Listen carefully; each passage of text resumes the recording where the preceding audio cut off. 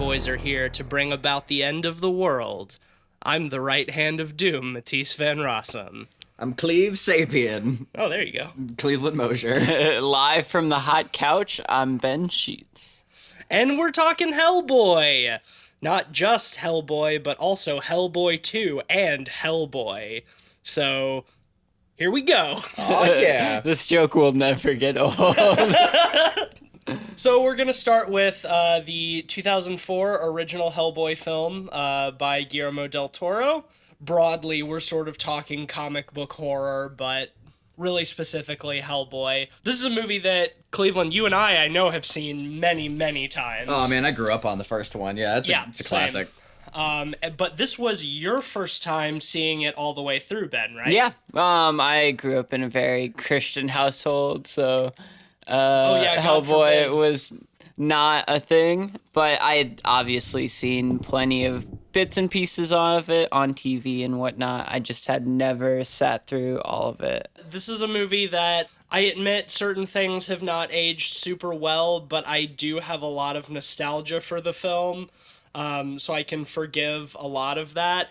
I also just really love Guillermo del Toro, and I think that he was probably the right person to kick off this franchise as somebody who does love comic books and also monsters as much as he does. Hellboy is the right franchise for that, I think. It's very much in his magical realism wheelhouse as well. 100%, you know, yeah. Which helps a lot. I am interested in getting into some of the details of this one because as someone who didn't come into it with a bunch of nostalgia, there were some things that didn't really work for me. For example, one of the main threats in the movie are these like reanimating dog monsters in a lot of ways. Yeah. Yeah, and Hound of Resurrection. Exactly.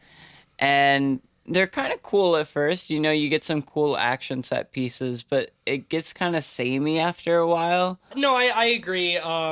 It starts out, with just there being the one of them, but the whole thing is every time one dies, it comes back as two. So by the end of the movie, there's just like a swarm of them. They're sort of the generic minion monsters to be killed. I can see how that gets somewhat boring. And I think the whole arc with was it Liz? Is that her character's name? Selma Blair. Yeah. Yeah, like with Hellboy kind of tracking along with the agent who's just trying to be like a good guy and like that stuff did not age That's well. pretty rough. And No. The whole midsection of the film, like definitely like has some pacing problems. In a weird way, a lot of the non-action stuff feels very rom-com-y. Because like a big part of the arc of this first movie is like, Hellboy is in love with Selma Blair's character, but she's troubled and keeps leaving the Bureau of Paranormal Research and Defense and keeps coming back. So she keeps leaving the bureau to go kill a bunch of people in an asylum. So like a lot of the non-action stuff is like him trying to reconnect with her, and you've got the added element of the Myers character, the dweeby good boy FBI agent who seems to somehow be like Tapa Quantico before he came here. Right. That dude wouldn't have lasted a day. He seems to be kind of like swooping in on Hellboy's action, and so there's the jealousy aspect. That whole shit, I think.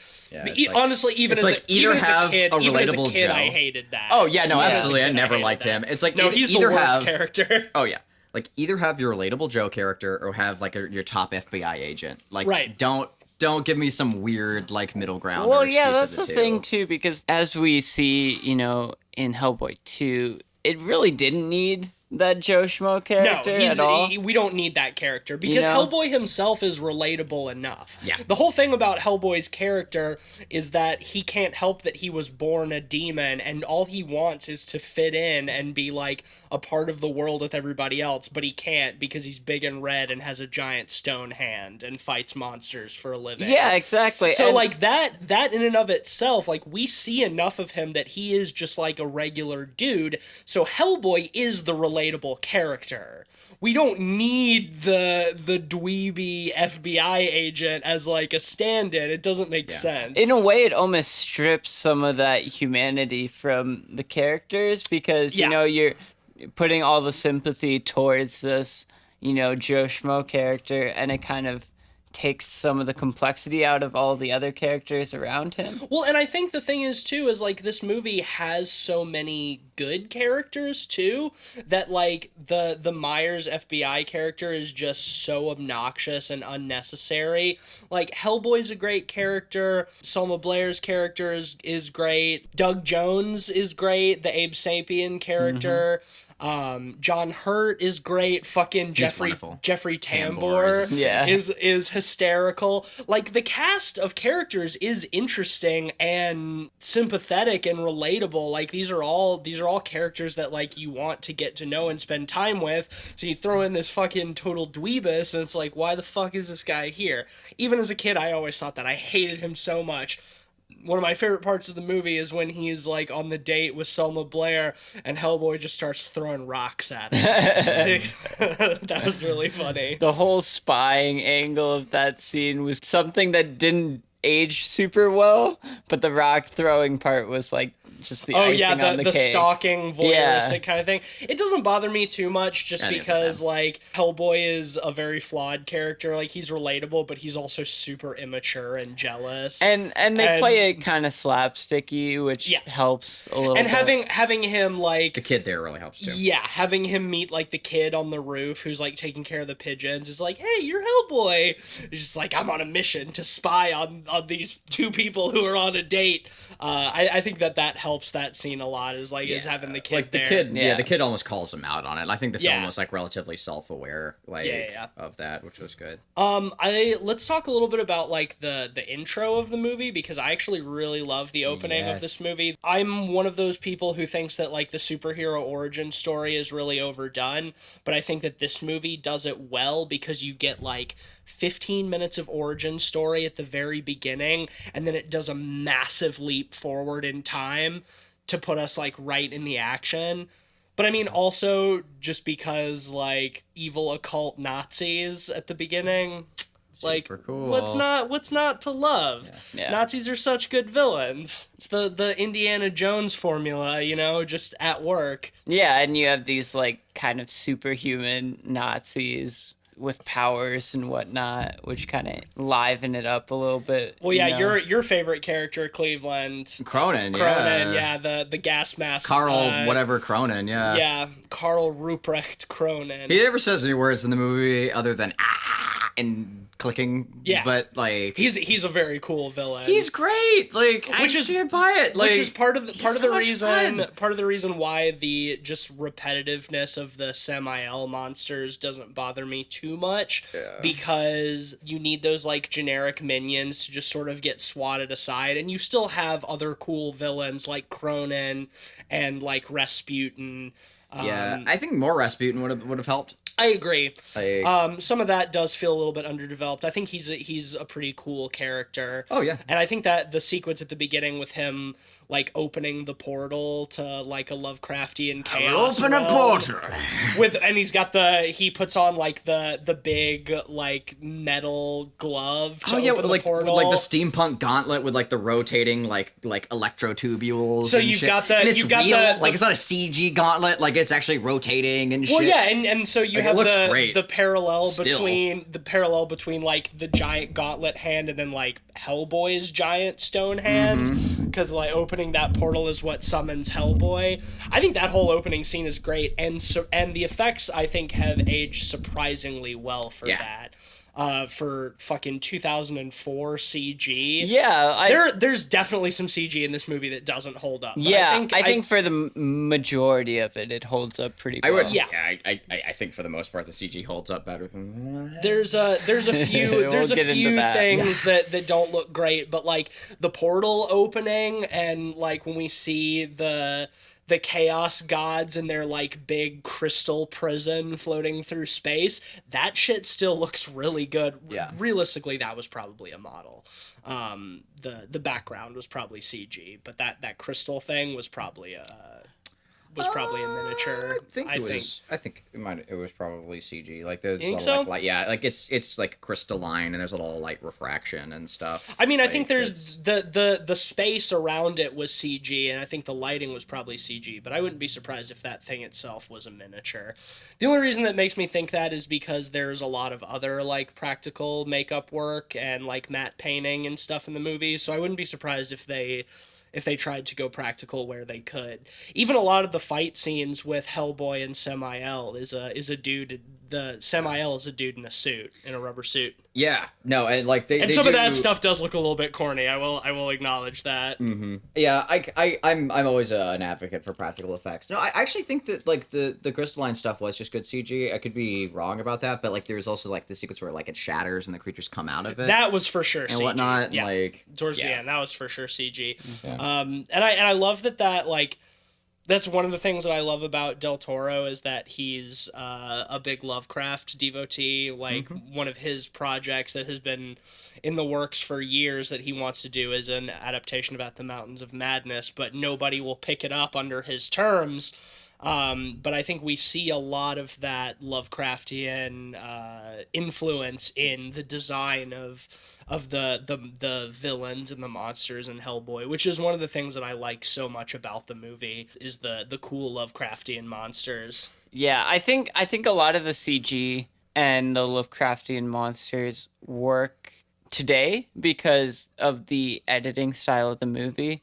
It's not barrages of quick cuts. Yeah. You know, it's very clean and controlled in its editing style. Yes. And that helps a lot with understanding what's going on. Yeah, the camera works really clear too, which is... And there's a lot of like, I think you actually brought it up, Cleveland, one of y'all did, the panel wipes as transitions. Yeah. Which is... They're even more prominent in 2. Things that I wouldn't normally enjoy, but in a comic book film, I don't mind as much because it feels more stylistic. Yeah, I think I brought it up and then Ben brought that same justification. Yeah, the seamless wipes in general work quite well for me in both of these first 2 movies.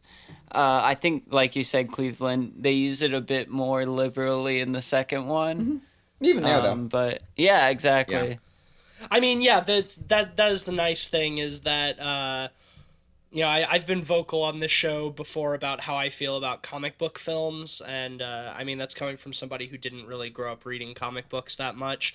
But, like, I think that comic book films should have a very particular style to capture the same sort of ethos of reading a comic book. And that's a big problem I have with a lot of the more recent Marvel films is they don't feel like comic book movies. But I think this first Hellboy movie does a really good job of that. That it feels like an adaptation of comic books. I would agree with that 100%. Now, I have not read any of the Hellboy comics. Have either of you guys? I started reading one of the more recent runs a couple days ago, Hellboy BPRD, which are kind of set in the 60s and 70s with Hellboy. So it's kind of a different spin on it. They're actually quite good. I haven't gotten super far into them. But... In that limited exposure, did you see any inspiration like between the Hellboy comics and Del Toro's movies? Did you feel like it was like an accurate representation of the tone? In terms of tone, I think the Del Toro movies hit the tone pretty well. In some ways, I think the new one, which we'll get into, hits some of that stuff well as well. But in execution, not as much. Sure. I think what really differentiates the two is Del Toro's hand, you know, kind of polishing some of the messiness of the comics. Yeah, no, that makes good sense. I've been curious to read Hellboy. Yeah, same. I'm kicking myself. I haven't. Yeah, it surprises I've been me. meaning to for a long time. You're our resident comic book guy on the show. I know. Especially considering how much you love the Del Toro Hellboy movies, I would have expected you to have some attachment to the comic books. I was too busy reading Akira. Stay tuned next week. Well, Ben, what is some of the other stuff that you thought about this movie? Because you have the freshest perspective. Yeah, so here's the question I have for you guys. Okay. I'm sure your views will be a little more adjusted by nostalgia. Sure. But yeah. I have always viewed this, both Hellboy and Hellboy 2, as kind of hot couch movies. More in terms of themes than tone or execution. Is it the edginess? I think so. I think so. Edginess? And that's how I fully agree. That's what I saw. What I thought of before I had seen them. Well, you know. Well, how did you feel after now? Afterwards, I think it. Do they feel as hot couchy? It's not to as you? hot couchy, but I could understand how you could put them in that camp. But they are like the pinnacle of hot couch movies if they are hot couch, you know. Yeah, I would say that for our age group, they kind of fit in that hot couch category. Just because like early superhero movies were very much hot couch movies, Punisher and the Punisher and Blade, and I mean like I like Blade. Blade's fun, and like the Sam Raimi Spider-Man trilogy and stuff like that.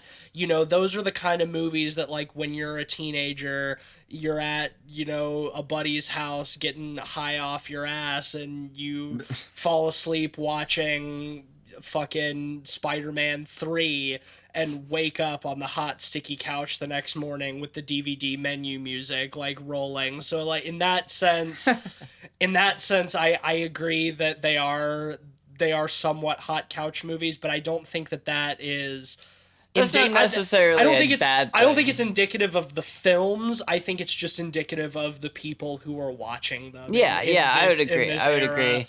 I wish there was more humor in this first one. It definitely grows in the second one. Yes, I agree. You get your moments of slapstick or, quippiness.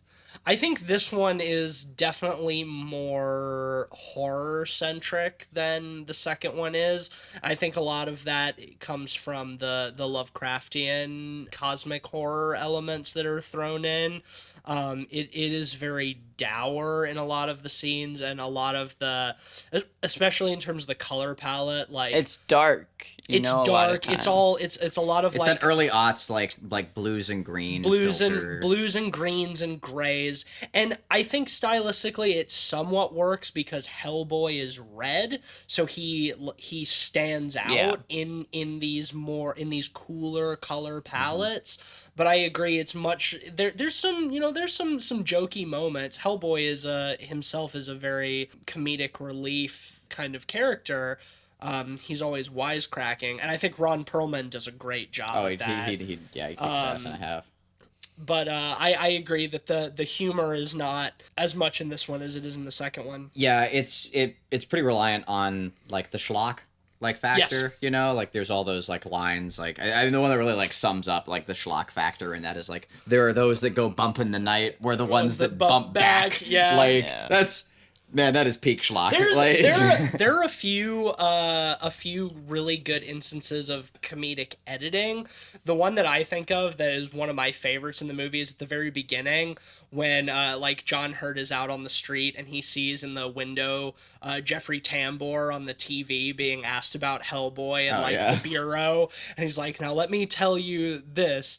As far as the Bureau of Paranormal Research and Defense, there is no such thing." Smash cut to the Bureau of Paranormal Research and Defense. It's like outside, and like it's not even like underground and anything. It's like and you get the little timestamp Bureau of Paranormal Research and Defense, and that I just think is so funny. Yeah, it's great. Yeah, like that shit always gets me every time. I do love that like Del Toro very much has a sense of humor in a lot of his movies. some of his other stuff I would really like to cover on the podcast, like Pan's Labyrinth and The Devil's Backbone at some point. Yes, please. Which are much tonally darker, but like with stuff like Hellboy and like Pacific Rim and stuff, like Del Toro has such a childlike sense of wonder and fun that I think he does a great job of expressing in his films, which is why, even though I'm not a big comic book guy, like I love these Hellboy movies because it still makes me feel like a kid when I'm watching them, you know. Mm-hmm. Granted, I was 11 when this first movie came out, so I was a child. But I think that sense of fun really carries over well, and even some of the stuff that hasn't aged as well just feels a little bit more hokey. And in a comic book movie, I don't mind hokiness. Comic books are hokey, you know? And I agree, and I think that stuff gets developed even further in the second one, which we'll talk about in a minute or two. I feel like the ultimate shortcomings for this one are just not enough variety and it being too dour. A little as a flat whole, in the midsection. You know? Yes, it definitely drags a little bit in the middle. I think the climax is great. Yeah, when they go to Russia, and I love when he finds the old dude in the crypt. Yeah, he reanimates a corpse to try to find the right mausoleum that they have to go into. It's mostly puppetry too, like with him on his back, and he's making all these like noises, and it's really fun. Like it's such a if Henson was a little edgier, you know, like. And then they go into the mausoleum and they just like go underground. It's like this massive like Sen's Fortress, Sen's Fortress labyrinth. It's like, who the fuck built this? You know, and we never know, and it doesn't matter. It doesn't matter. It has something to do with the chaos gods that Rasputin is trying to summon, and man, all the action stuff with Cronin is great, with him fucking spinning his swords around like a total. Hold on. They're called tonfas, okay, and that's important. His bladed tonfas, spinning them around like a total anime weeaboo. Yeah, the most weeby shit. But it's great. I love it too. I love Cronin, this weird weeaboo Nazi gas mask. Dude, he has sand for blood. Yeah, no, that's the funniest shit. He's a literal wind-up soldier, or dust for blood. He's just full of sand. Yeah. When I was a kid though, that scene where like after they capture him and he like gets back up and you see his face for the first time. When he's on the table. When I was a kid, that scared the piss out of me when I was little. I was so terrified and fascinated by him. Like that part where he's walking around is CG, but like when he's on the table, when like John Hurt is doing the autopsy or whatever of him, like that's a great puppet. Like he like pulls his jaw open and it like snaps back. It's very tactile, you can feel it. I think when he's walking around it's still like makeup. His eyes moving is definitely CG. You can tell. You can tell. I remember that. It's for sure that where it like where he puts his robotic hand on and it like pans up to his face and his eyeballs are moving around. That's definitely CG. That's great. And just like the big fight at the end where we have Hellboy's moment where he unlocks the gate and he grows his big horns and has like his flaming crown, and then snaps them off and stabs Rasputin. Oh, shit's great. While we're praising the effects, we should also bring up the one other big counter, which is the blue flames. Selma Blair's fire effects look like dog shit. They have not aged well. They looked like dog shit in 2004, and they look like dog shit 15 years later. It's a bad. And the weird thing is that they totally fixed it in the second one. It looks much better. I mean, I know it was 4 years later, but it looks so much better in the second one. Yeah, her fire effects just do not look good at all. Yeah, also, there's the sequence where like Rasputin visits her in the night and like gives her a night terror, so she just detonates and kills literally everyone. I think you mentioned it briefly in the psych ward, and like it's a PG-13 movie, so like it's never mentioned. Well, yeah, because the FBI guy goes to pick her up from the same psych ward, and she's like in solitary confinement, and one of the nurses is like, this is a disaster. will be closed for months. Yeah, And it's remodeling. We'll be closed for months. Remodel is like, no, and like everybody in your Yeah. building died. She Like- blew up the entire fucking, like, all of your patients, all of these like poor, like mentally ill people who already have no idea All what's the going doctors on. and All of the nurses doctors dead. and nurses, everybody just They annihilated. should just be picking her up from a crater. We're gonna be closed for months. We have to rebuild this hospital. We have to repaint. Yeah. Like what? Yeah, I did think that was pretty funny. And no, I love the fight with the big Cthulhu squid monster at the end too. It's great. Yeah, It it's holds fun. up too. Dude. Well, that's the weird thing is like the fire effects look so bad, but that big squid monster still looks really good. He looks fine. Like looks fantastic. Right, and like the camera holds on it too, and it's like panning yeah. around, and like there's stable shots, and I really want to emphasize that. It Like looks this great. movie, It looks really good. this movie lets you sit in it, like Hellboy, the father's office.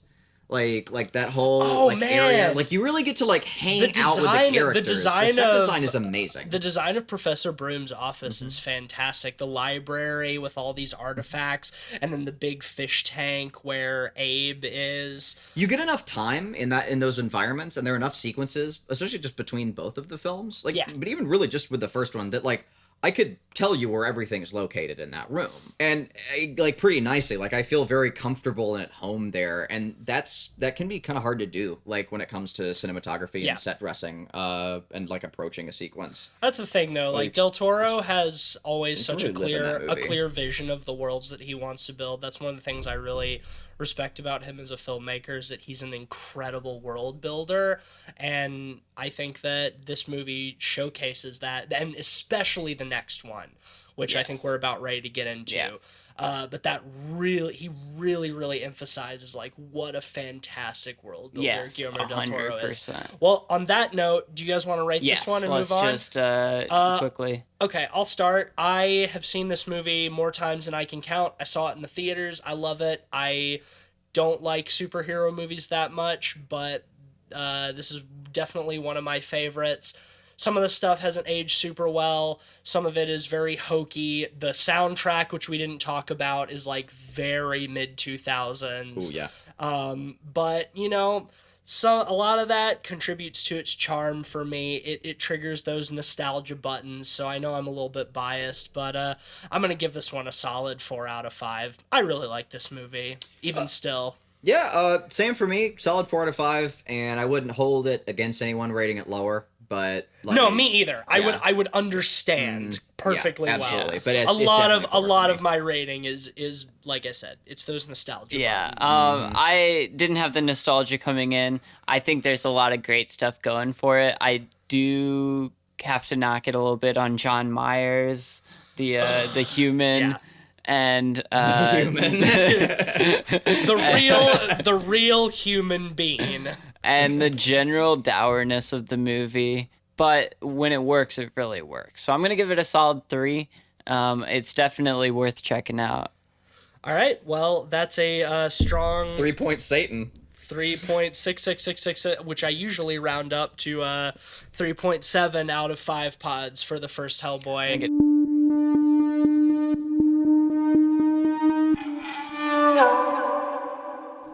All right, so now let's talk a little bit about Hellboy 2, The Golden Army, which came out in 2008 by Guillermo del Toro. Again, a continuation of the Hellboy franchise.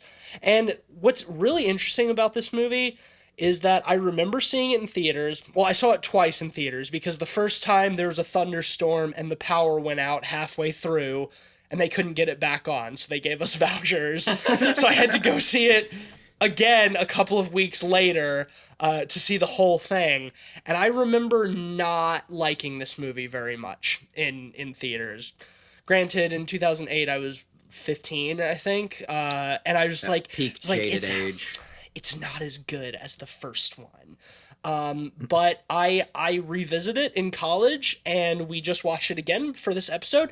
I fucking love this movie. Same, Yeah. It's great. I like, thought I this don't, movie was it's- excellent. It's probably better, like than the first. And No, I fully agree with that statement, and I think a lot of it was, I was 16 at the time, peak edginess. Right. And I wanted more of that dour edge that was in the first one. Well, yeah, and this film is way more colorful. In the first one, you've got like the Lovecraftian horror, the darkness, the blues, the grays, the greens, spooky Nazis all dressed in black. And in the second one, it's about like the Golden Army, the Golden Army, big shiny elves and shit, and elves and fairies and trolls and like their hidden world among ours, and the color palette is all like orange and yellow, and it's really gorgeous. And honestly, I feel like it does sort of stay true to that classic like superhero movie thing, where after the first one, all of the characters have been set up. You know who these people are. So in the second one, you have more to play with in terms of storytelling and world building, because you don't have to get people used to these characters. And they got rid of John Myers. And they got rid of John T. Myers. No, they sent him to Antarctica. I love that. It's so good. It's the so only good. reference to him in the movie is like, yeah, you didn't like Myers, so you had him sent to Antarctica. It's like even in the canon, he's suffering, which is great. He's not there, and he's like, fucking freezing his ass Honestly, off. I wouldn't be surprised. They literally put him on ice. This movie came out 4 years later, so I wouldn't be surprised if they nixed that character because of negative reactions to him after the first one. Yeah. Because his character sucks. I have yet to meet a fucking John Myers apologist. Feel free to add us. Oh yeah, if you exist. Yeah, fight me. I'll go. We can go 3 rounds, no gloves. We'll in the parking lot outside my apartment, outside of the Denny's. We'll do it in the Waffle House parking lot. Three rounds, no gloves, no shirts. You understand, man? John Myers is a representation of all that is good in us, and that's what John Hurt was saying in the movie. And you just didn't get it. He's great. Yeah. But thank God he does not taint this movie at all. Nope. No taint. This movie is super fun. I think that it still captures all of the good horror elements that the first Hellboy had. Yeah. Like, there's some really good spooky creature design. It's still violent, but at the same time, it also... You mentioned it earlier, Ben, that Del Toro as a Latino filmmaker, like, he really has that magical realism background, and this movie has that in spades. 100%. And I love it. And the thing I love the most about that stuff is because we don't have the John Myers character in here, it gives the other characters more room to become sympathetic and to add some complexity to their characters. I agree.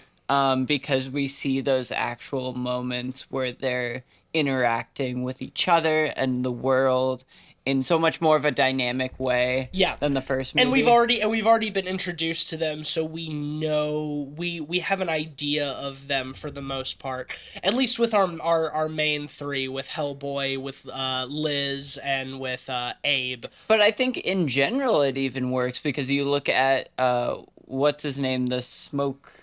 Oh, the ectoplasm guy, Krause? Seth MacFarlane. Yeah, Seth MacFarlane. He's amazing, in it. And I think the character setup and development of that character is excellent as well. That character is great. And I think that's just because Del Toro does a fantastic job in this movie letting there be a sort of almost sandbox for these characters to play in. Yeah, totally. No, I 100% agree.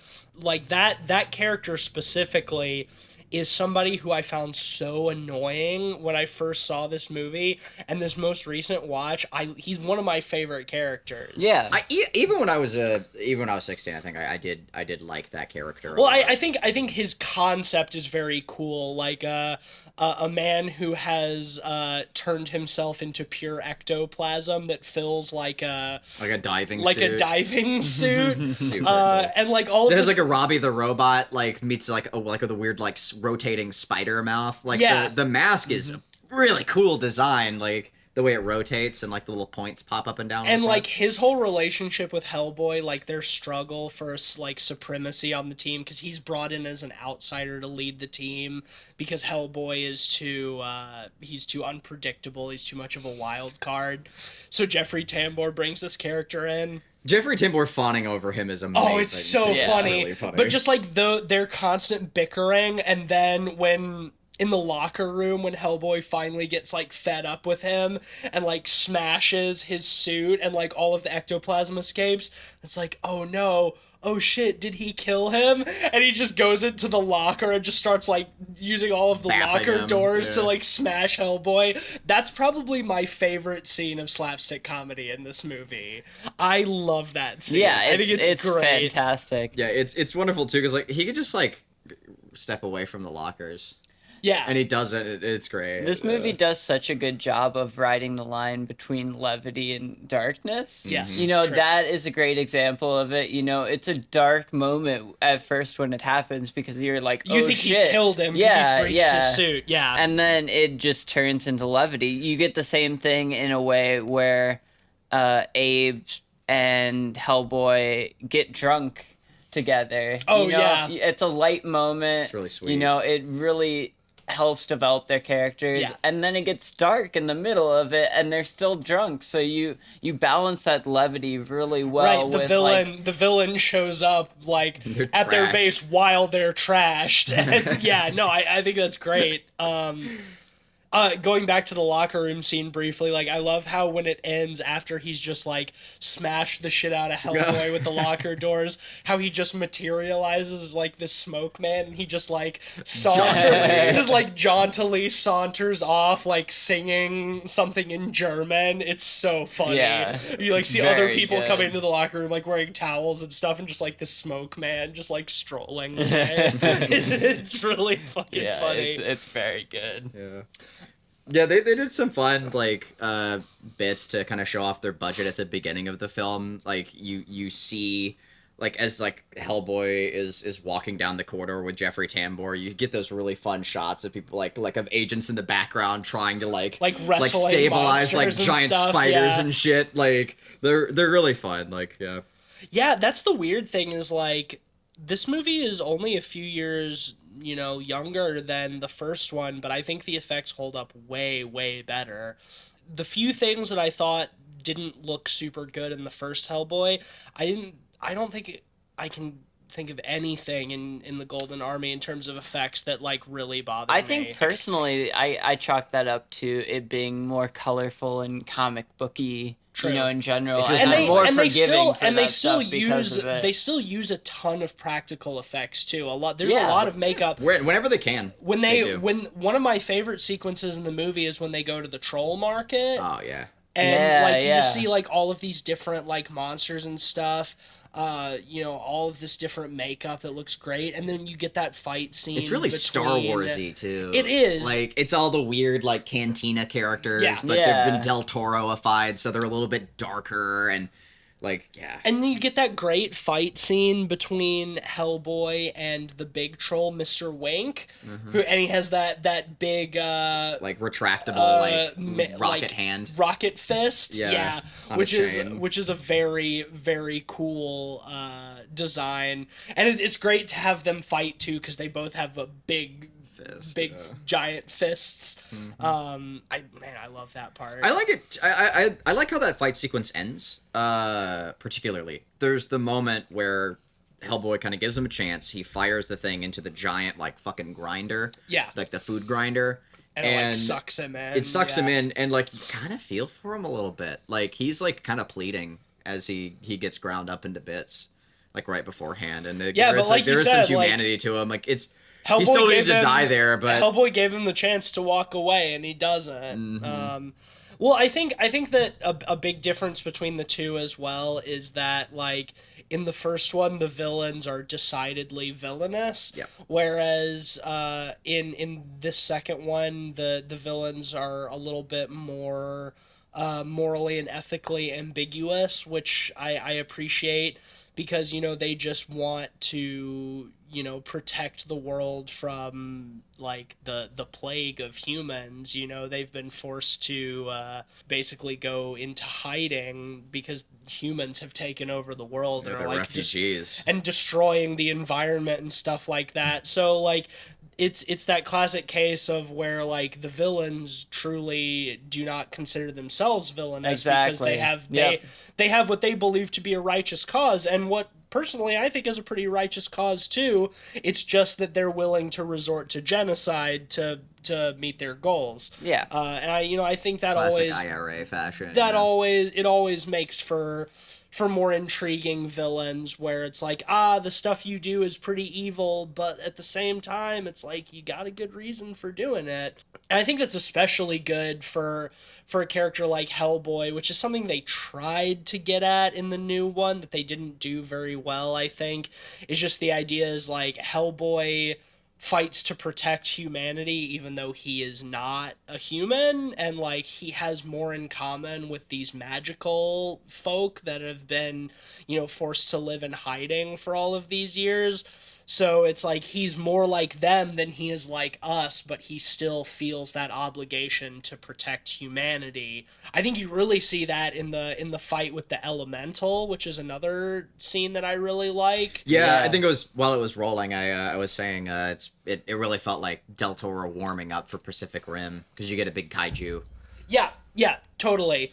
But then at the when it's been defeated but it's still alive and Hellboy's got his big fucking gun pointed at it and the villain appears and he's like In very Palpatine fashion. Right, he's like, yeah, go ahead and kill it, but it's the last of its kind, if you kill this forest god, nothing like it will ever be seen again.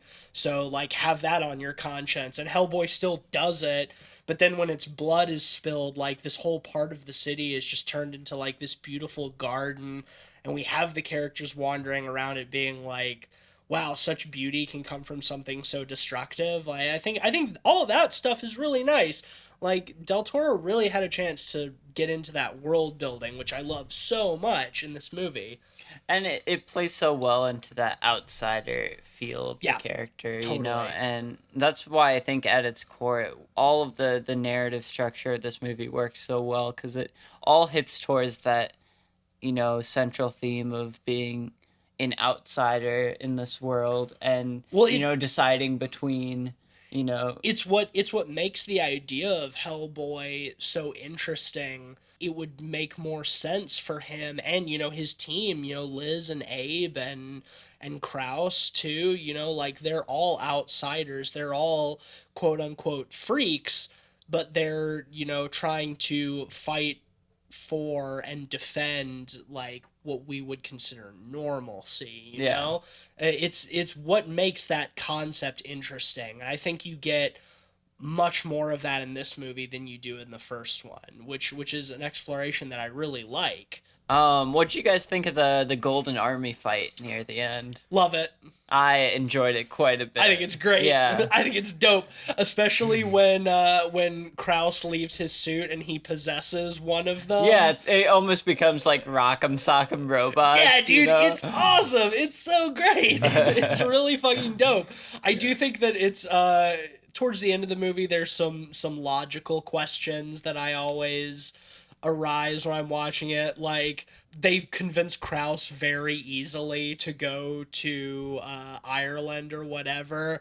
They're just like, hey man, we're not so different, you and I. And he's like, you know what? You're right. Let's go. It's like, oh shit, that was really easy. And then also, like the whole time he sees himself as an authority figure, and then like in the last second, just by like a singular point of relation, he's like, yeah, fuck authority. Right. Which I've clearly always held like great tenets towards. And then with the fight at the end with the Golden Army, it's like that could have been easily stopped by Hellboy disputing Nuada's right when he like has the crown. He's like, I command the Golden Army. Does anybody dispute my right? Like, he asks a question, and then no one says He anything. literally asked, does anybody dispute my right? And nobody says anything. And the Golden Army gets activated. Then we get that great fight scene. And then after the fight scene, Hellboy's like, I dispute your right. So then they have their one-on-one.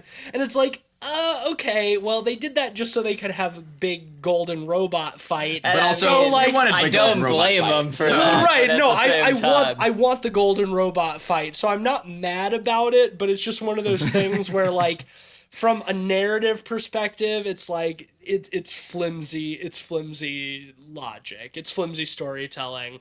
You know, that's a minor thing. It's a minor thing. One of the things I do want to talk about is I am very upset that this trilogy never got its conclusion. Same. Because I think in the last act they do a lot of really great setup for the inevitable conclusion that we never got. Like when they meet the Angel of Death, which is my favorite. Just my favorite creature design in the whole movie. You know, you get that prophecy about, you know, Hellboy's got the tip of the spear embedded in him and it's gonna kill him.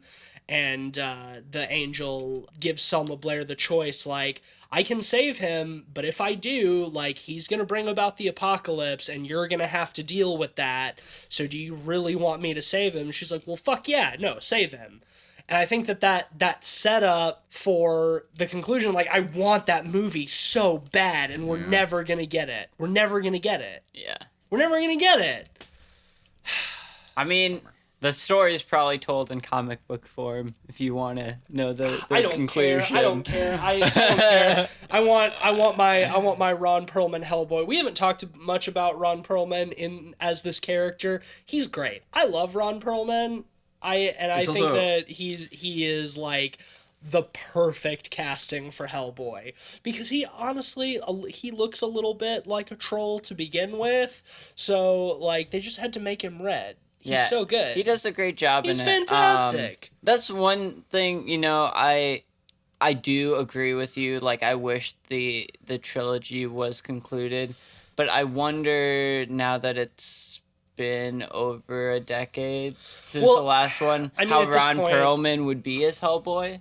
You know, he hasn't aged super poorly or anything like that. I mean, I think you can fix a lot of that with makeup. Like, he wasn't that young when he did these two movies anyway. Ron Perlman, like, so Hellboy came out in 2004. Ron Perlman was born in 1950, so Ron Perlman was 54 when he shot Hellboy. Like just think about that. Yeah, he was almost like, 60 when this one came out. So that means, Ron Perlman is almost 70. I mean, at this point, it's too late. It's never going to happen. The new Hellboy happened because the studio said to Del Toro and Perlman, like, we think it's been too long to complete your trilogy, so we're just going to reboot it. It's never going to happen, but watching the Golden Army again and seeing, like, the setup, like, the stones that have been laid down in the path to take it to that conclusion that I really want to see, and I would love to see how Del Toro did that, and the fact that it's never going to happen is disappointing.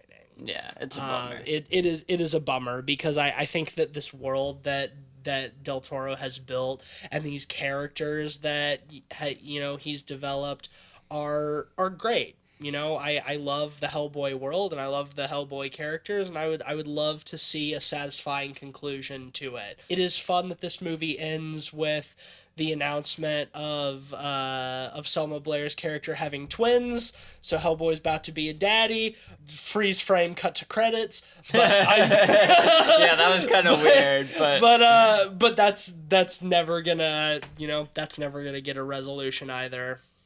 Well, we should rate it and talk about it. Why don't you start this time, Ben? Well, I think this was an improvement on every front from the last one. It's much more comic booky, vibrant.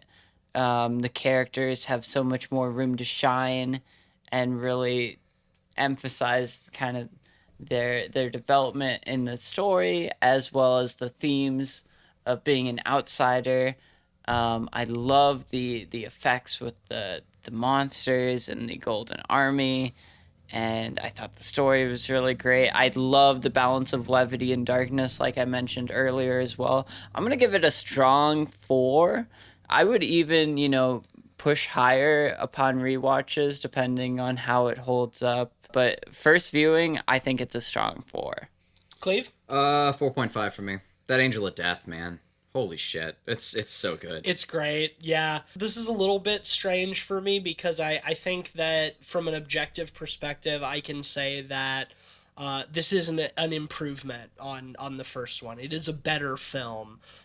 Weirdly, I didn't think so as a kid, but I do think that it is definitely a better developed, just stronger film all around, better world building. But at the same time, like, I do still have so much of that nostalgic love for the first one that I'm willing to sort of let some of its flaws slide. And I'm also going to give this one a 4 out of 5. So I'm going to give it the same rating as the first one, but it's better. It's marginal, but it's better for me, for sure. Yeah, and I think before we started recording, I said it too. And even though I rated this film higher than the previous one, like, I think that Hellboy 2 is definitely a better film. I think that the first one is still, like, my personal favorite. Like, I can just quote so much of the first one. I get so many of those, like, childhood warm and fuzzies from watching the first one. It's similar to, like, watching the 80s Transformers movie for me, like, it gives me that same kind of vibe. But that'll give Hellboy 2, The Golden Army, a strong average rating of 4.2 out of 5 pods.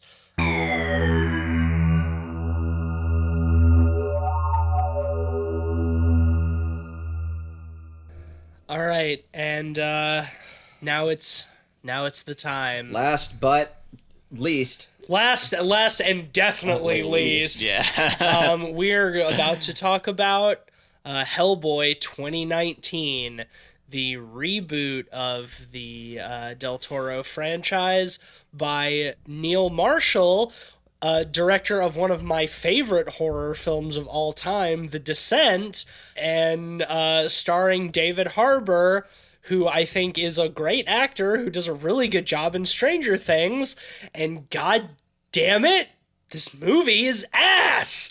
Well, that's the thing, like, it has some things going for it. Neil Marshall is, I would say, a pretty good director. The Descent is great. He also did Dog Soldiers and Which Doomsday, I haven't seen, yeah. Which are pretty solid as well. It's an R-rated Hellboy. Which... Well, that's the thing. I would say that is this movie's strongest advantage, is that it is a hard R Hellboy, which the other two are not. So it does take advantage of like blood and gore. Oh yeah, they didn't get an R rating just because they say the fuck word, like. Which is what we were going into the movie wondering. We were literally driving up to the theater like, I wonder if this is going to be R rated so they can just say the fuck word, which they do say plenty. But no, there's some really great, like, blood and guts and violence in this movie. Yeah, it's fun and over the top. And I think that suits Hellboy really well, the tone. But oh my god, the fucking writing of this film and the editing of this film and the pacing in general just gave me whiplash constantly. No, that's okay. Yeah, let's talk about the pacing. Yeah, the cinematography. Let's talk about we'll get to the cinematography, but let's talk about the pacing. That's one of the most baffling things about this, because The Descent has incredible pacing. That is one of my favorite things about that movie, is how it's paced. I think that it is masterful. And we will do an episode on The Descent. Don't worry about that. I have a lot to say about The Descent. But the fact that movie can have such incredible, like, perfect spot-on pacing, and this movie is whiplash-inducing is an excellent way to describe it, because it is just non-stop. There is no downtime. There is no time for character development. It's one action set piece after another. It's just boom, boom, boom, boom, boom, boom, boom. Well, that's the thing. It's not just action set pieces either. Sometimes we complain about movies having exposition dumps, and it felt like this movie was movie's just all constantly exposition. juggling. It was all constantly exposition. juggling between exposition dump and set piece. Yeah. And to the point where it was legitimately whiplash inducing. Well, that's the know? thing. No, you're absolutely right. There's no time for actual story or character development in this movie. It is either action scene or exposition dump. There is I cannot think of a single scene in the movie that is not an action scene or an exposition dump. And even like the quote unquote character building. There's no character building in this movie. There's no stuff character development. is so driven by narrative and exposition that it loses that. You know, you think of something like the Osiris Club hunting giants with Hellboy, and you're conceptually, like, this is a great way. Conceptually, this is a great way to develop Hellboy, and then it just it goes immediately from an exposition dump about the reasonings they do it and exactly what is going on here to action scene, and there's no chance for Hellboy to breathe. Well, yeah, they do feel like a character. They do all this development, like talking about the Osiris Club's history with hunting giants. We get all that scene of them like putting on their armor and like the master of the hunt putting on this like stag head, and it's like, oh yeah, blah blah blah, all of this exposition and stuff, and then it cuts to them. It's like, this is where we'll wait for the giants, and Hellboy's like, yeah, this is a great place for an ambush, and they're like, it sure is, and then they just attack him, they just stab him, and it's like, there's like they do all this world building for nothing. I admit that I was not totally jaded from the beginning, but I did get a bad feeling from like the opening sequence when it's just like immediately voiceover from Ian McShane is like, it's the Dark Ages, and they're called the Dark Ages for a good fucking reason, because monsters are attacking, and there's a witch, and King Arthur and Merlin, and they killed the witch, and they chopped her up into pieces, and they hid the boxes all over England, and now it's time for, and here's Hellboy. And it's just like, slow down. That was almost exactly as fast as that sequence actually was. Yeah, no, like, that's not even really hyperbole. Like, that's barely hyperbole. The funniest part it was so like, and it's like the movie just started. Like, slow the fuck down. And that was a direct quote with, they're called the Dark Ages for a good fucking reason. That is a direct line from the movie. The funniest part about that sequence is, you know, in the first two Hellboys, they have these really long opening credit sequences where they're very detailed and interesting visually.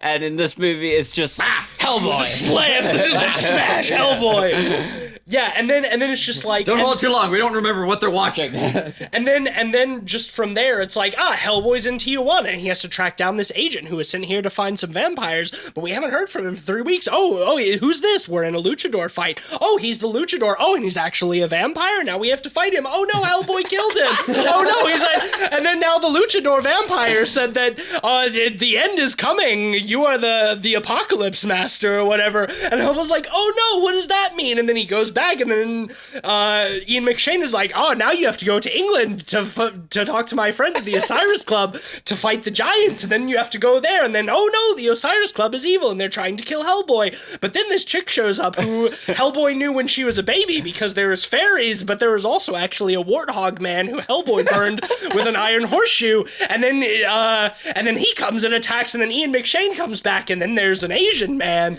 and he doesn't like Hellboy, and he goes to get a magic bullet that can maybe kill Hellboy, but also maybe not, and then Hellboy has to go and find the warthog man, and it's just like...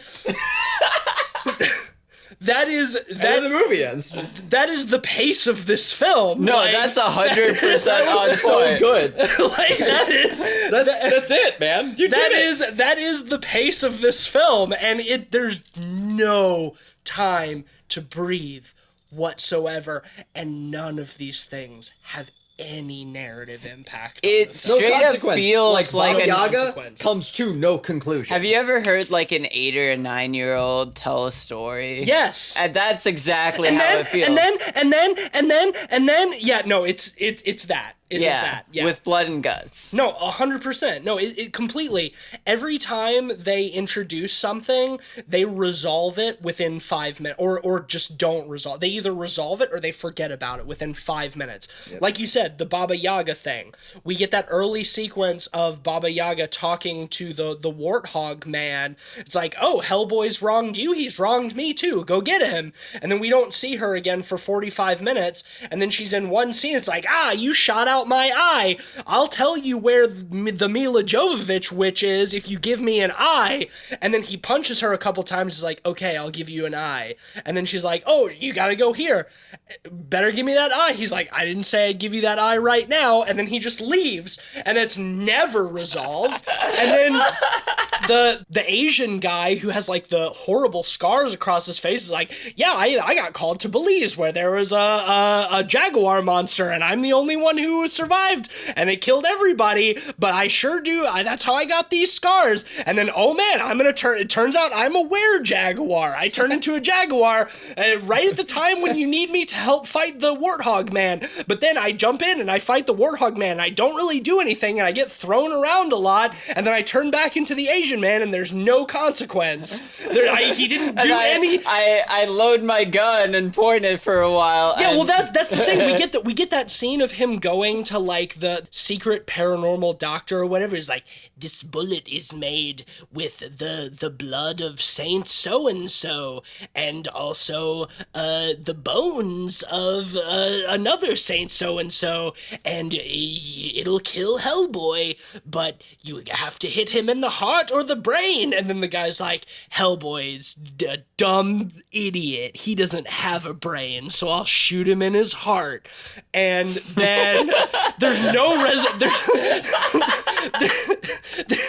there's no resolution to that at all until at the end when Hellboy turns into demon and he's about to shoot him, and then which means there were never any stakes. Well, right, exactly. I thought that guy would be like a double agent working against Hellboy, because that's what it makes it seem like when he's going to a magical doctor to find a way to kill Hellboy, even though he's on Hellboy's team, but he never betrays him. Yeah, it's like if Hellboy had decided to just be evil or whatever, like in that last sequence, like he's sort of taken the bullet. Like there's no stake or like there's no scenario where he actually does. Right, exactly. During that, so fuck your fate. And like none of the characters, especially the villains, have any sort of logical motivation. The warthog guy, his entire motivation for like resurrecting Mila Jovovich, Nice. Nailed it. That's good.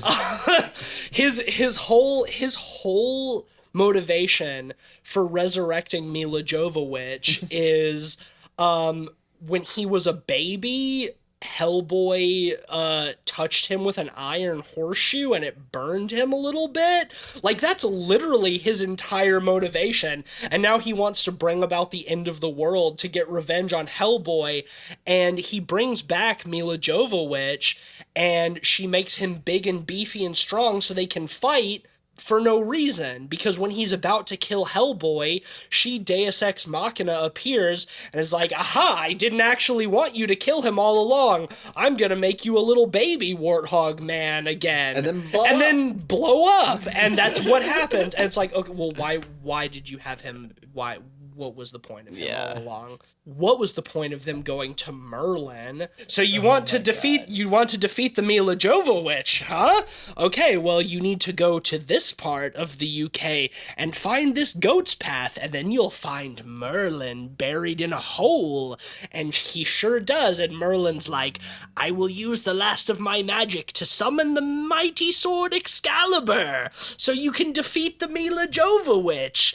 And he touches it and is like, has a vision of him bringing about the apocalypse. He's like, no, I will not use the magical sword Excalibur.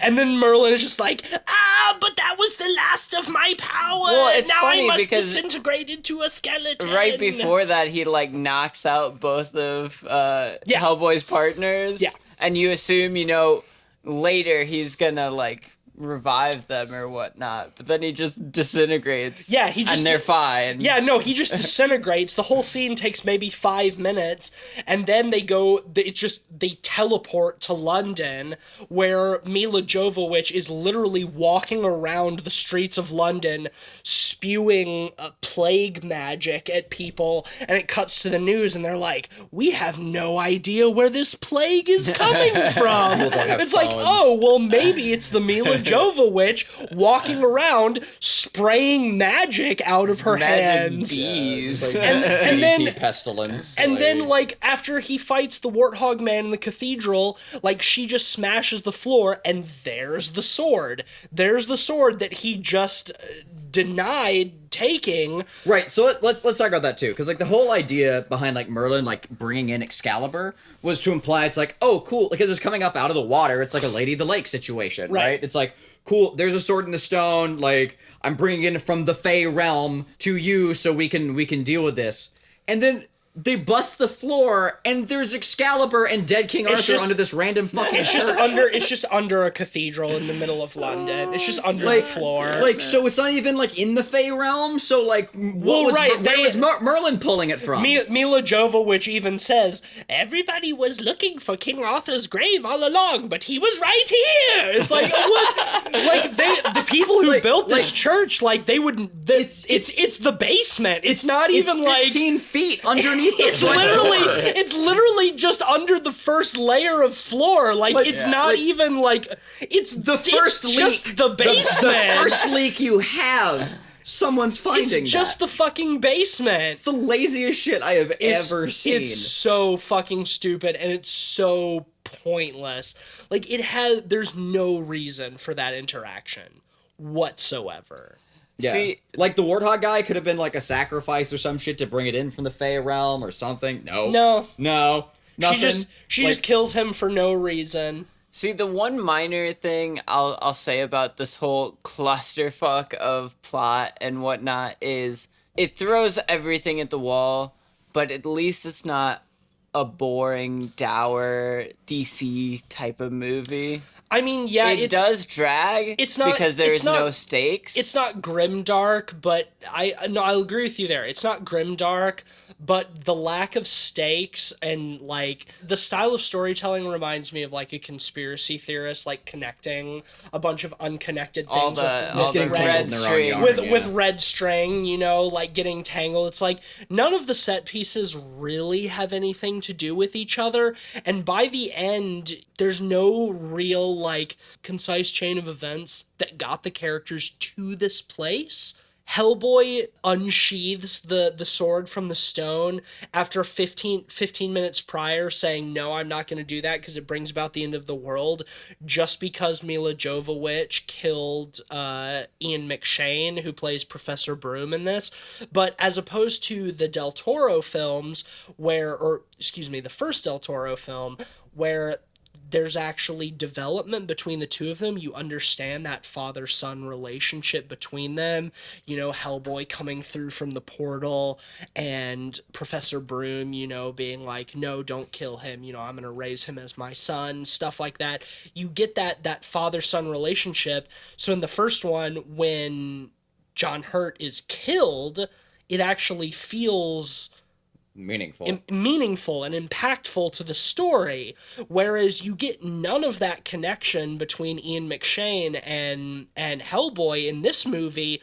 So when he dies, what the fuck does it mean? Most of the movie has been Hellboy being hey, fuck you, Dad. you don't know, you're not my real dad. You came to kill me when I brought through the hell portal. Fuck you, Dad. I'm not gonna do what you say. To Mila Jovovich killing him. He's no, Dad! I'm gonna unsheathe the sword that releases the apocalypse or whatever. And it's just what the fuck is the point of any of this? Well, the biggest crime for me was when he gets brought in from the spirit realm by The Conjuring, and I saw some of the worst CG I've ever seen. Oh in my god, life, it's aggressive. Well, okay, bad. let's build up to that real quick, because I agree it's shitty, but I think the build up to it is also really shitty. So we get that parallel to the first Hellboy movie. He unsheathes the sword, his horns grow back out, he gets his flaming crown, he gets all big and beefy. It's like, Hellboy is ready to unleash the apocalypse. The apocalypse. We see it gives us cuts to like out in London to just like giant horrifying monsters, which are very awesome. cool. They were very cool designs. They all remind me of like Eldrazi shit from like Magic the Gathering, like big monsters like wreaking havoc in the city, like the apocalypse.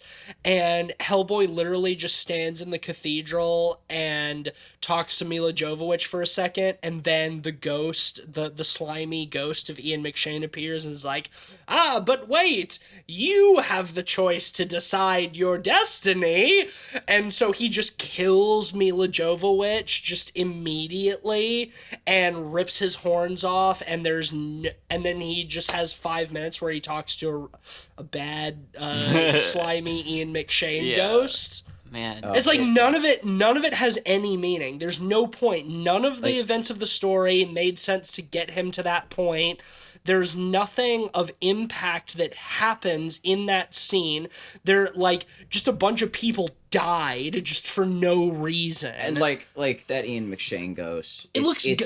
It is just his face superimposed. Yeah, no, it's so obviously superimposed. Like his face is like moving around like separate to like the CG model beneath him. For a comparison, it's like worse than Scorpion King. For a comparison for our listeners, when we talked about the Thing prequel / reboot last year.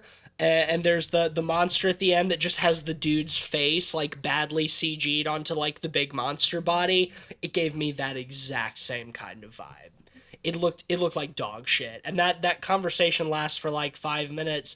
And at that point we start to get some development after Ian McShane is already dead. He's like, I was a killer until I met you, and you turned me into a good person, even though I didn't show it for the rest of the movie. I love you, Hellboy. Goodbye. Yeah. And the movie's over. Like when we got out of the theater, I know I mentioned earlier in this episode that like the original Hellboy kind of felt hot couchy to me. This is a hot couch revival movie if I've ever seen one. I think this is the dawn of a new generation of hot couch movies in a lot of ways. No, I think you're right. You mentioned that, and I had like a prescient flash forward to like 2 years from now, like me off my ass on like salvia or something on some like bros leather couch in like middle of nowhere North Carolina, waking up with dry mouth and watching the DVD or the Blu-ray menu music of this film playing and be like, where the fuck am I? Yeah, like, it totally fits that May camp. That future never come. Yeah, seriously, May that future please, never be. Like if I end up in that circumstance, like please just go ahead and kill me. Like that time of my life is behind me. If that future comes to pass, I've taken a wrong turn. It definitely feels like one of those dumb guy favorite movies. Yes. Though. You know, one where like if you catch bits and pieces of it, it might not seem as bad as it is watching it closely all the way through. Yeah. But if you're dumb as hell, you probably think it's great all the way through too. Totally. If you have no sense of storytelling or pacing, like this is a movie that should get your dick rock hard. Yeah. Like if I was like coming over to somebody's house and I was just like walking through the room and I saw like the intro to the Baba Yaga sequence or something, they'd be like, "Whoa, people are saying this movie's bad. Why? That looks cool. That looks like fun." Or like the exiting sequence with the demons appearing. I was like, oh shit, that's was cool. That would have been, and if I'd just seen those sequences isolated, I would have been like, why is everyone so upset about this movie? Well, see, the thing is, like, but I didn't. I saw the whole thing, and I'm very upset about this movie. I saw a lot of previews for this movie, and a lot of the previews kept showing that shot of like the giant, like Eldrazi looking demon, like walking in the Thames, like smashing London Bridge, and like I kept seeing that shot in the trailer. I'm like, that looks cool. I want to see what that's about. And in the movie, it's literally just that shot. It is Well, that's the thing, that like, shot they use in the trailer. It's that one shot. Those monsters are so cool, They but look we only dope. have them for like 5 Seconds. minutes. Yeah, you know? it like each of those We shots. have cool scenes of them like ripping people apart Yeah. and like skewering people and whatnot. Yeah. Well, and that's the thing is like it makes it feel all so hollow at the end because like this chain of events makes no sense and like it doesn't feel narratively impactful. And at the end it's like we've got that shot like panning out from Hellboy in the cathedral and we see London and it's like in flames, and all I could think of is like, for what? All of these people died horribly for no reason. And like, okay, I get it. Bad shit happens in the world for no reason. But this is a fucking movie that was written by people. This story was written by people. Your narrative should have a fucking point. Oh, speaking of like the villain's objective in this. What objective? Right. Like did y'all notice how she like not even paraphrase, like she did like word for word like Rasputin's like dialogue sequence when she's at the top of the tree, like she didn't. We'll build a new Eden. Yeah, like, did you and I were for this world. I was just like, did that's y'all the exact did y'all same. notice? Did y'all notice that she had no concrete objective in the film as the villain? She just every now and then Doomsday with Hellboy. Every now and then she had some mumblings about the magical creatures, like the monsters shouldn't have to live in the dark, you know, like they should have the world too. But she had no concrete objective. Like it was just genocide for the sake of genocide, whereas you compare it to like the Golden Army, where like Prince Nuada has a very concrete purpose. Like the humans have been fucking up our world. We've had to, you know, live in squalor and in hiding for no reason. We want to save the world and the environment by annihilating the human race. Like that's an objective. That makes sense. You might not agree with it, but it makes sense. And in this movie, the villains have no objective. What I think is a great overarching theme for what this movie is about is like the scene where Hellboy is talking with Ian McShane and he's like, oh, you got to do this. And Hellboy's just like, and then what? And then what? Yeah. And then what? And everything Ian McShane says, and then we fight the next threat. That's what we do. And then what? Well, and then we, keep defending humanity from the darkness. And then what? That is a perfect 100%. metaphor for this movie. Everything in this movie is like something happens and you're like, okay, and then what? Yeah. Something else happens. Yeah, and then what? 2 hours of and then what in a nutshell. 100%. Yeah. One totally. thing I want to talk about really briefly before we get into ratings, because I think we've pretty much exhausted this one. Yeah. Is the music. Before we went in, I made a little bet that we'd get a bunch of weirdly used 70s and 80s music. In light of Guardians of the Galaxy, it seems like every, superhero movie tries to do something like that. And you got one. Well, we got two. We got one at the That's very right, we got beginning two. and one at the very end. And to be fair, like we got a lot of like rock songs. Well, and, that's the like, thing. What we ended up getting, I think, is almost worse because like the soundtrack was a weird combination of like butt rock and It wasn't quite butt rock. it was instrumental butt rock mixed with like dubsteppy elements. Yes. No, which is not quite butt rock, but it's that weird like hard rock electronic blend that was popular like 4 years ago, which is really weird. I predicted hip hop and we got one hip hop. So we got hip hop. we got hip hop. So I guess I was wrong. Yeah, the soundtrack was garbage. Like we mostly trashed this movie for good reason because mostly bad. Like I think tonally it did okay. The aesthetic was very similar to the original Hellboy. I think it got that. The acting, I can't say was bad. It was just the writing was really bad. So it's hard to act bad writing well. And yeah, that's the thing. We're absolutely trashing this movie, but like at the same time, I don't know if this movie deserves like an 11% on Rotten Tomatoes. Which is what it had the last time I looked at it. I'm sure it's changed a little bit since then, but yeah, I don't think it quite deserves that either. I think it has a lot of good ideas, but they're just strung together so unintelligibly. Like when we were driving home, you brought up an excellent point, Ben, is that like in a comic book setting when you're working with like 32 illustrated pages, which is just like set pieces, that works really well because they're contained in like the comic book of like those 32 pages, and you can do one-off side stories, and you can do one-offs like that. But when you take like a dozen of those and you run them together with no break in between and no logical story arc that connects them, then it gets dumb and sloppy, and that's what this movie is. I think if you separate the set pieces individually, they work okay. Yeah. But it's just as an entire construction, it's barely intelligible. 100%. You look at like the giant hunting stuff, for example. Right. I thought, which would be very cool in a 32-page comic. That story is probably excellent. Yeah.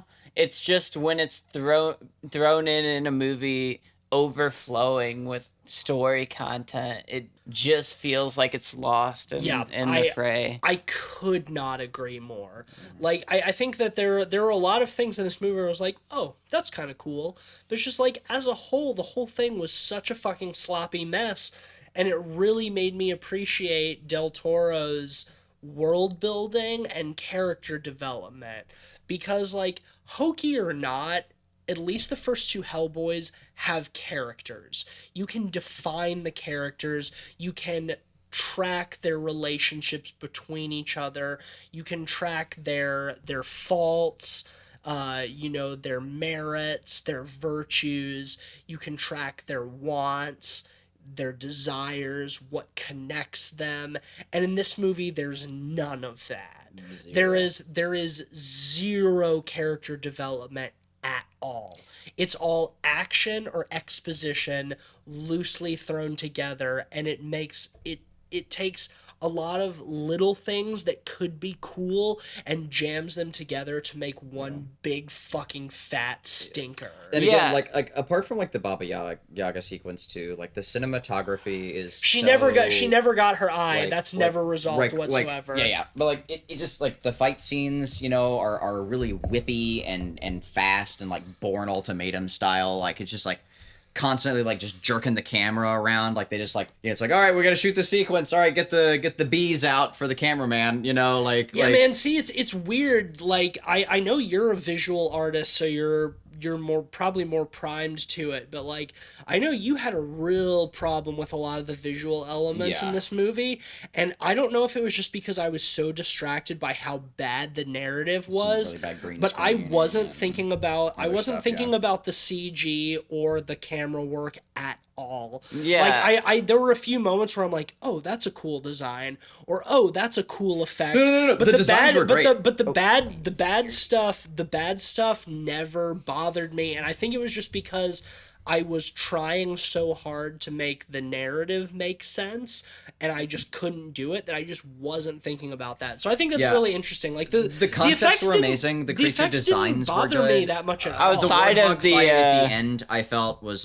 pretty rough. Like it's the just, slimy outside of the dad, I didn't have too much of a problem. This film was fairly guilty of like what the Han Solo film was as well. I think the Han Solo film too dark. They brought the darkness down. Like they dimmed the film, and they brought in like much blurrier, quicker camera shakes, so they could get away. They could make an attempt to get away with the worst CG. Like, well, that's the poorly rendered like special effects. Like if you track those shots out, like it's not good. That's what they did in this film, but that is not the case in Solo. Like true. I won't get too much into that. Like but No, I agree. Like, it's way worse in this film than it was in Solo. The cinematography. Solo got a bad rap for that, is what I'm saying, and this one's way worse. The cinematography in Solo is really frustrating for me because it's all so dark that you can't tell what's happening in like dialogue scenes.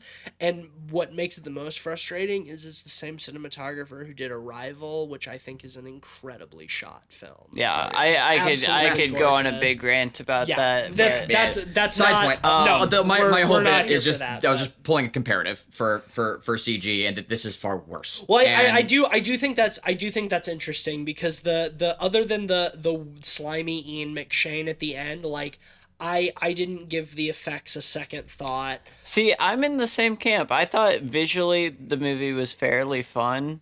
I just had so much of a problem with the pacing and structure of it and the lack of any sort of character development. Yeah, that's what was most frustrating. It ruined for me. it for me. Yeah, I think aesthetically it did what it needed to do okay. I even like there were a few times where I was like, oh, that's a practical effect. That's nice.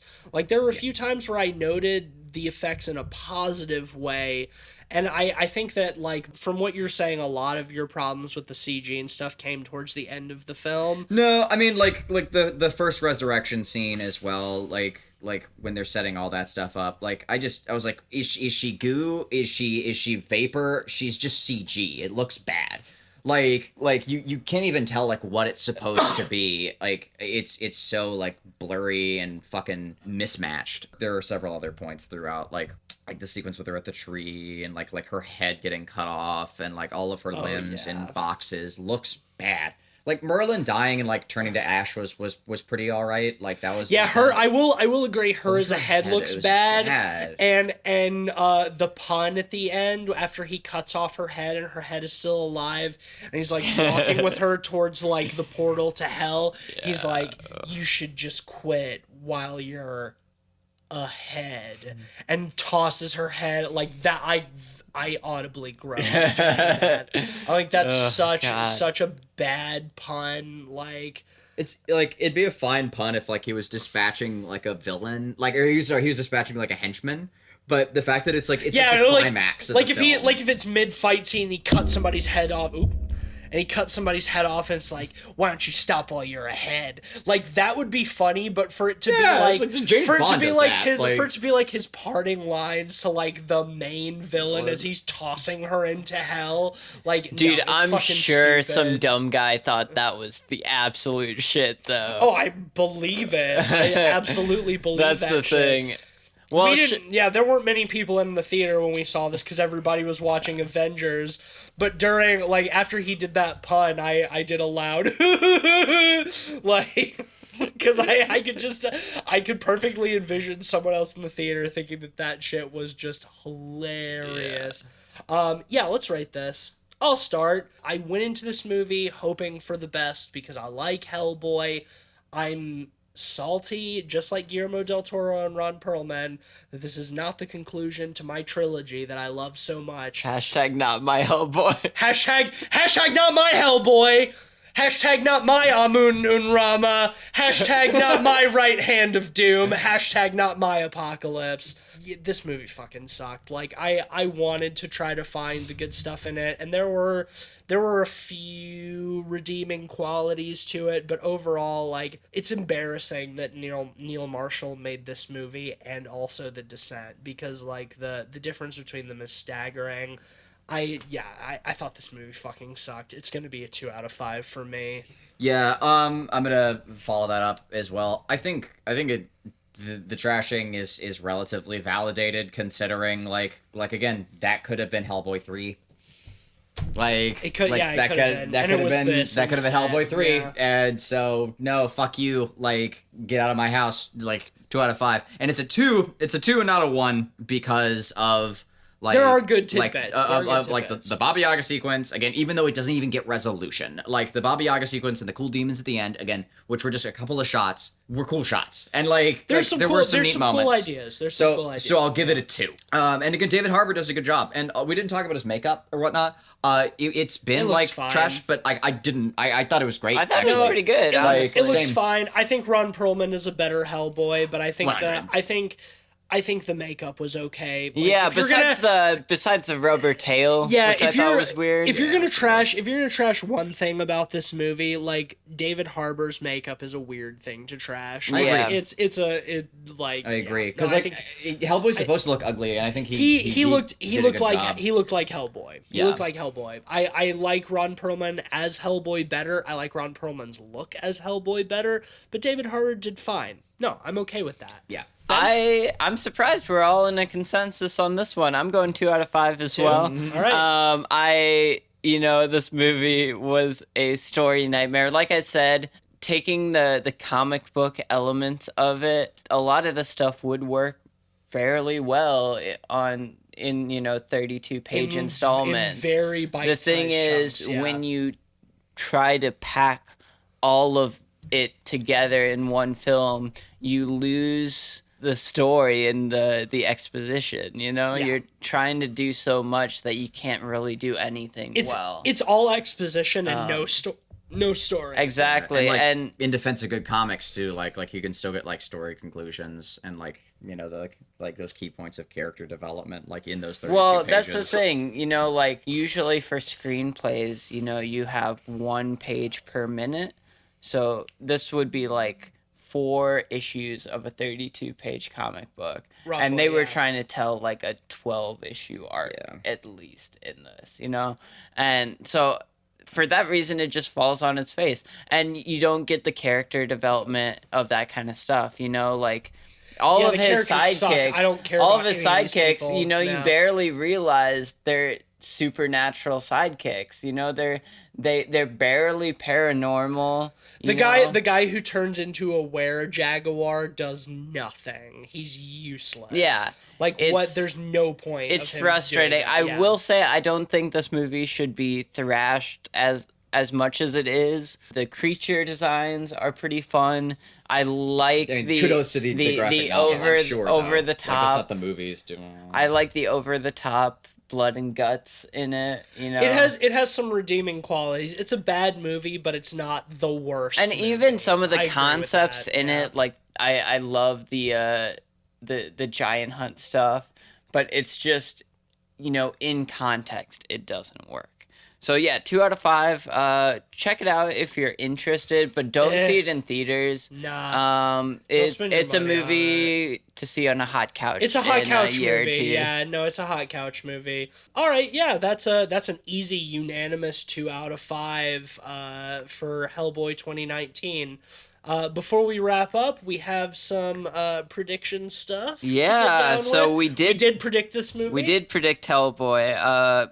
Last time we talked about this, I wanted to mention that we were 3 to 4. You both had 3 correct predictions, and I had 4. Okay. So Hellboy, 2019. Matisse, you predicted a Rotten Tomatoes score of 72 and a box office of 55 million. That is extremely high on both fronts. Cleveland, you predicted 70 for Rotten Tomatoes and 70 million for box office. Whoa, that's even higher. And I predicted I don't know what I'm doing. Rotten Tomatoes. You've still won like an even amount. Yeah, you and I are still tied. Again, for the same reason that Rando always wins when you play like apples to apples and Cards Against Humanity. Like Whatever. Okay. Right. And I predicted 59 for Rotten Tomatoes and 61 million. The final tally for Rotten Tomatoes was 14.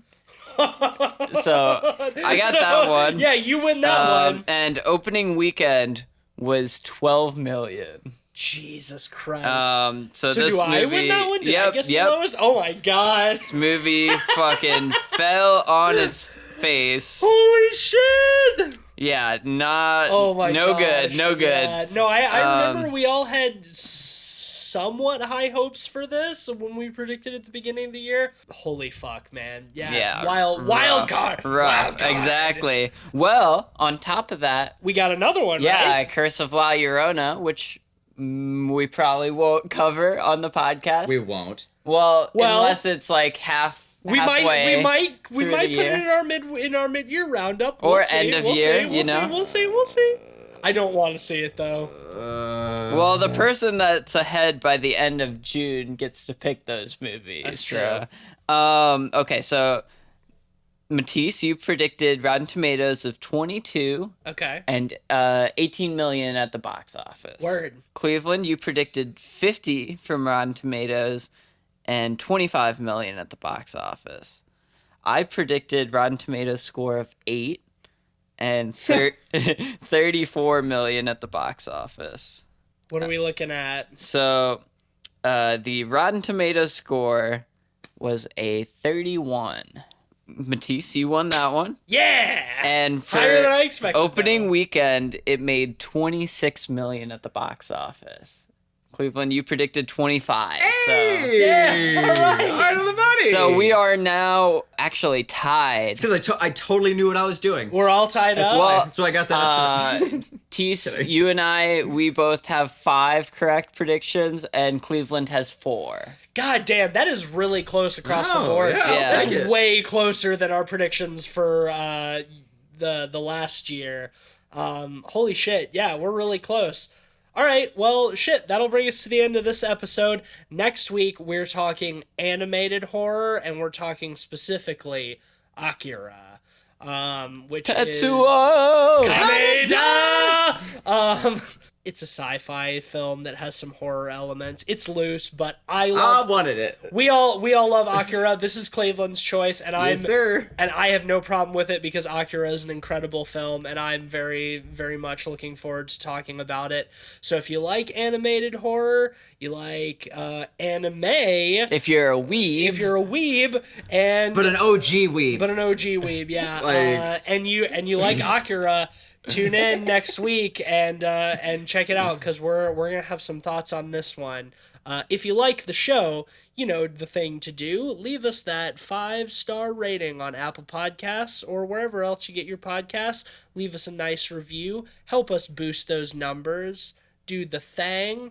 You can also follow us on Twitter at PodPeoplePod for updates on stuff that we're doing and working on and shit. Also on Letterboxd at letterboxd.com/podpeoplepod for a comprehensive list of all the films we've talked about on the show, our average ratings, links to those episodes. You know it, you love it. Do the thing. Do that thing. Follow me on Twitter at Mr. Van Awesome. I'm at Mr. Sheets, and also you can send your favorite Hellboy DeviantArt to clevelandmosher@yahoo.com. Please do. The more scandalous, the better. And yeah, like extra weird. I want to see weird ships in them. I want to see some Rasputin ships. All that stuff. Throw it my way. Right at that very is that- legitimate email that you said. Send us Lastly, you can find me legitimately at on ArtStation under Iron Prism or Cleveland Mosier.